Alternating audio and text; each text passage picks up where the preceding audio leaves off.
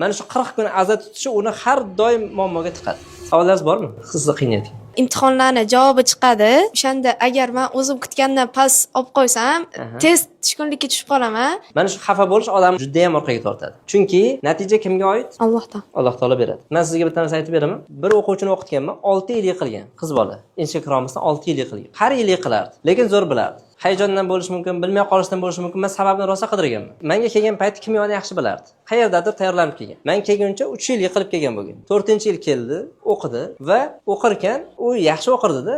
Men darsga kechikib qolsam, o'rnimga dars o'tardi. Tushunyapsizmi? Shu qadar edi. Bilmagan masalalarni o'quvchilarga tushuntirib turardi. Men o'yladimki, o'sha yil aniq kiradi. 4-yil menda o'qidi, topshirdi. Eng yuqori ball qancha bilasizmi kirish imtihonlarida? 189. O'sha payt 226.8 edi. 100 ball olib chiqqan bor yo'q.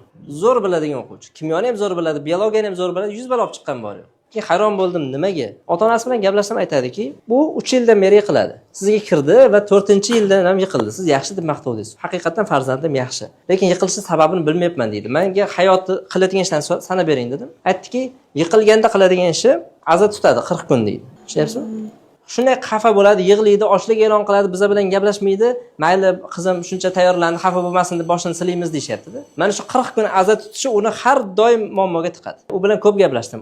Shukur qilishi nimaligini yaxshilab tushunib olgandan keyin 6-yilda 224 ball bilan kirgan. O'zi asli u 1-yil o'sha 224 bilan kirishga loyiq bo'lgan bilim. O'shaning uchun xafa bo'lish mutlaqo to'g'ri kelmaydi. Bunga odatlanish kerak.